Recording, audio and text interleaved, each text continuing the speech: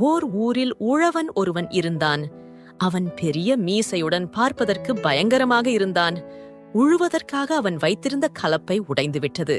புதிய கலப்பை செய்வதற்கு மரம் வெட்டுவதற்காக பக்கத்தில் இருந்த காட்டுக்குள் நுழைந்தான் அவன். அங்கிருந்த பெரிய மரம் ஒன்றை தேர்ந்து எடுத்தான். நல்ல வைரம் பாய்ந்த மரம், இதில் கலப்பை செய்தால் நீண்ட காலம் உழைக்கும் என்று சொல்லிக்கொண்டே கோடரியால் அதை வெட்டத் தொடங்கினான். அந்த மரத்தில் நிறைய பேய்கள் கூடியிருந்தன. அந்த மரத்தை வெட்டுவதைக் கண்டு அவை பயந்து நடுங்கின. மரத்தை விட்டு கீழே இறங்கிய எல்லா பேய்களும் அவன் காலில் விழுந்தன. பேய்களைக் கண்ட அவனுக்கு அச்சத்தால் மூச்சே நின்று விடும் போல் இருந்தது. என்ன நடக்கப் போகிறதோ என்று நடுங்கியபடியே இருந்தான். கிழப்பேய் ஒன்று, ஐயா, இந்த மரத்தில் நாங்கள் பரம்பரையாக வாழ்ந்து வருகிறோம். எதற்காக இதை வெட்டுகிறீர்கள்? எங்களுக்கு வாழ்வு கொடுங்கள் என்று கெஞ்சியது. இதைக் கேட்டதும் அவனுக்கு போன உயிர் திரும்பி வந்தது. தன் நடுக்கத்தை மறைத்துக் கொண்டான். பேய்களை பார்த்து அதிகாரக் குரலில், நிலத்தில் ஏழ் விதைக்க வேண்டும். புதிய கலப்பை செய்வதற்காக இந்த மரத்தை வெட்டுகிறேன். நீங்கள் என் காலில் விழுந்ததால் பிழைத்தீர்கள். இல்லையேல் உங்களையெல்லாம் ஒழித்து இருப்பேன். என் வீட்டுத் தோட்டத்தில் 10 பேய்களை கட்டி வைத்து இருக்கிறேன் என்று கதையாளந்தான் அவன். ஐயா, மரத்தை வெட்டாதீர்கள். நாங்கள் வேறு எங்கே போவோம்? எங்கள் மீது இரக்கம் காட்டுங்கள் என்று எல்லா பேய்களும் அவன் காலை பிடித்துக்கொண்டு அழுதன. கலப்பை இல்லாமல் நான் என்ன செய்வேன்? என்னிடம் இரக்கத்தை எதிர்பார்க்காதீர்கள். மரத்தை வெட்டியே தீருவேன் என்றான் அவன். கிழப்பேய் அவனை பார்த்து, ஐயா, உங்கள் நிலத்தில் ஓராண்டிற்கு எவ்வளவு ஏள் விளைகிறது என்று கேட்டது. 50 மூட்டை எள் என்றான் அவன். ஆண்டிற்கு 100 மூட்டை எள் நாங்கள் தருகிறோம். இந்த மரத்தை வெட்டாதீர்கள் என்று கெஞ்சியது அது. உங்கள் மீது இறக்கப்பட்டு இந்த மரத்தை வெட்டாமல் விடுகிறேன். ஒவ்வொரு ஆண்டும் அறுவடை நேரத்தில் 100 மூட்டை எள் வந்தாக வேண்டும். வரத் தவறினால் இந்த மரத்தை வெட்டுவதோடு நிற்க மாட்டேன். உங்களையும் அழித்து விடுவேன் என்றான் அவன். எங்கள் வேண்டுகோளை ஏற்றுக்கொண்டதற்கு நன்றி. நாங்கள் சொன்ன சொல் தவறமாட்டோம் என்றது அந்த பேய். மகிழ்ச்சியுடன் அவனும் வீடு வந்து சேர்ந்தான். அறுவடை காலம் வந்தது. பல இடங்களில் விளைந்த எள்ளை பேய்கள் திருடின. எப்படியோ 100 மூட்டை எள்ளை சேர்த்து அவனிடம் கொண்டு வந்தன. பேய்களை பார்த்து அவன், சொன்னபடியே எள் கொண்டு வந்திருக்கிறீர்கள். என்னை ஏமாற்ற முயன்றால் நான் பொல்லாதவனாகி விடுவேன். ஆண்டுதோறும் இப்படியே வரவேண்டும் என்று மிரட்டி அவற்றை அனுப்பி வைத்தான். நடுங்கியபடியே பேய்கள் அங்கிருந்து சென்றன. சில நாட்கள் கழிந்தன. புதுபேய் என்ற பெயருடைய பேய் தன் உறவினர்களை பார்க்க அங்கு வந்தது. எல்லா பேய்களும் இளைத்து துரும்பாக இருப்பதைக் கண்ட அது, சென்ற ஆண்டு உங்களை பார்த்தேன். மகிழ்ச்சியாக இருந்தீர்கள். இன்றோ மெலிந்து சோகத்துடன் காட்சி அளிக்கிறீர்கள். என்ன நடந்தது? சொல்லுங்கள் என்று கேட்டது அது. நடந்தது அனைத்தையும் சொன்னது ஒரு பேய். 100 மூட்டை எள்ளை தேடி அலைவதிலேயே எங்கள் காலம் கழிகிறது என்று எல்லா பேய்களும் வருத்தத்துடன் சொல்லின. புது பேயால் சிரிப்பை அடக்க முடியவில்லை. நீங்கள் இவ்வளவு முட்டாள்களா? நாம் பேய்கள் அல்லவா? நமக்குத்தான் மனிதர்கள் பயப்பட வேண்டும். நாம் அவர்களுக்கு பயப்படலாமா என்று கேட்டது. அவன் சாதாரண மனிதன் அல்ல. எத்தனையோ பெரிய பேய்களை வீட்டில் கட்டி வைத்திருக்கிறான். எதற்கும் அஞ்சாத முரடன். அதனால்தான் 100 மூட்டை எள் தர ஒப்புக்கொண்டோம் என்றது ஒரு பேய். போயும் போயும் ஒரு மனிதனுக்கா அஞ்சுகிறீர்கள்? வெட்கம், வெட்கம். இன்றே அவனை கொன்றுவிட்டு திரும்புகிறேன் என்று புறப்பட்டது புதுப்பேய்.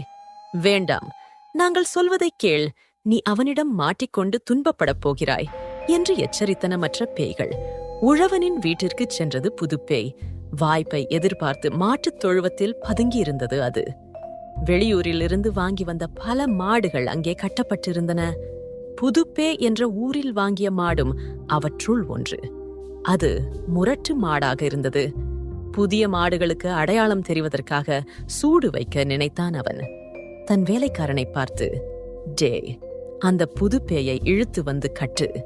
பழுக்க காய்ச்சிய இரும்பு துண்டால் பெரிய சூடு போட வேண்டும். வெளியூர் என்பதால் நம்மை பற்றி தெரியாமல் ஆட்டம் போடுகிறது. சூடு போட்டவுடன் அதுவும் இங்குள்ளவை போல் ஆகிவிடும். ஒழுங்காக பணிந்து நடக்கும் என்று உரத்த குரலில் கத்தினான் அவன்.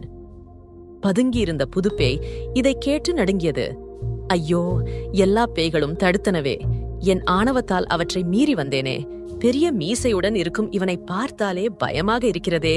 சிறிதும் இரக்கமில்லாதவன் போல தோன்றுகிறான். நாம் நன்றாக மாட்டிக்கொண்டோம். தப்பிக்க வழியே இல்லை. நமக்கு பெரிய சூடு போடத்தான் போகிறான். என்ன செய்வது என்று குழம்பியது அது. மாட்டை கட்டுவதற்காக உழவன் பெரிய கயிற்றுடன் வந்தான். அவன் கால்களில் விழுந்த புதுப்பேய், ஐயா, என்னை மன்னித்து விடுங்கள், தெரியாமல் நான் இங்கே வந்துவிட்டேன், எனக்கு சூடு போட்டு விடாதீர்கள் என்று கெஞ்சியது. தன் நடுக்கத்தை மறைத்துக் கொண்ட அவன், என் எதிரில் வர உனக்கு என்ன துணிச்சல், உன்னை என்ன செய்கிறேன் பார் என்று கோபத்துடன் கத்தினான். இவனிடமிருந்து எப்படி தப்பிப்பது என்று சிந்தித்தது அது. எல்லா பேய்களும் என்னை உங்களிடம் அனுப்பி வைத்தன என்று பொய் சொன்னது. எதற்காக அனுப்பினார்கள்? உண்மையைச் சொல், இல்லையேல் உன்னை தொலைத்து விடுவேன் என்று இடிக்குரலில் முழங்கினான் அவன். பேய்கள் உங்களுக்கு ஆண்டுதோறும் 100 மூட்டை எள் தருகின்றன. நீங்கள் அவற்றை எண்ணெய் ஆக்குவதற்காக ஏன் துன்பப்பட வேண்டும்? எள்ளுக்கு பதில் 100 பீப்பாய் எண்ணெய் தருவதாக அவை முடிவெடுத்தன. உங்களுக்கு எள் வேண்டுமா, எண்ணெய் வேண்டுமா? இதை தெரிந்து வருவதற்காக என்னை அனுப்பி வைத்தன. உங்களுக்கு என்ன வேண்டும் சொல்லுங்கள் என்று நடுங்கியபடியே கேட்டது அது. இனிமேல் எனக்கு எள் வேண்டாம், எண்ணெயாகவே தாருங்கள். ஏதேனும் தவறு நடக்குமானால் உங்கள் அனைவரையும் தொலைத்து விடுவேன். ஓடு என்று விரட்டினான் அவன். எப்படியோ தப்பித்தோம் என்று ஒரே ஓட்டமாக ஓடியது அது. மூச்சு வாங்க காட்டை அடைந்தது. அதன் நிலையை பார்த்த மற்ற பேய்களும் என்ன நடந்திருக்கும் என்பது புரிந்தது. என்ன புது பேயே, வீரம் பேசிவிட்டுச் சென்றாயே, அவனை கொன்றுவிட்டாயா என்று கேலியாக கேட்டது ஒரு பேய். உங்கள் பேச்சை கேட்காதது தப்புதான். முரடனான அவனிடம் நான் நன்றாகச் சிக்கிக் கொண்டேன். எனக்கு பெரிய சூடு வைத்திருப்பான். அதை இப்பொழுது நினைத்தாலும் என் உள்ளம் நடுங்குகிறது. என் அறிவு வேலை செய்தது. எப்படியோ அவனிடமிருந்து தப்பிவிட்டேன் என்றது புதுப்பேய். அவன் பெரிய ஆளாயிற்றே, அவனிடம் என்ன சொல்லித் தப்பினாய் என்று கேட்டது ஒரு கிழப்பேய். 100 மூட்டை எள்ளாகத் தருவதா அல்லது 100 பீப்பாய் எண்ணெயாகத் தருவதா என்று கேட்டு வர நீங்கள் அனுப்பியதாகச் சொன்னேன். அவனும் இனிமேல் 100 பீப்பாய் எண்ணெயே தருமாறு கட்டளையிட்டான் என்று நடந்ததைச் சொன்னது புதுப்பேய். என்ன காரியம் செய்துவிட்டாய்? 100 மூட்டை எள்ளை கொடுத்துவிட்டு நிம்மதியாக இருந்தோம். இனிமேல் 100 பீப்பாய் எண்ணெய் தருவதாகச் சொல்லிவிட்டு வந்திருக்கிறாய். அவ்வளவு எண்ணெயை சேர்ப்பதற்காக நாங்கள் தூக்கமில்லாமல் துன்பப்பட வேண்டும். நாங்கள் தடுத்தும் நீ கேட்கவில்லையே, இனி என்ன செய்வது என்று வருத்தத்துடன் புலம்பின அங்கிருந்த பேய்கள். எல்லா பேய்களும் தங்கள் தலைவிதியை நொந்து கொண்டன. ஆண்டுதோறும் உழவனுக்கு 100 பீப்பாய் எண்ணெயை தந்து வந்தன. தன் அறிவு கூர்மை தன்னை காப்பாற்றியது. உழைக்காமலேயே வளமாக வாழும் வாய்ப்பும் வந்தது என்று மகிழ்ந்தான் அவன். நன்றி.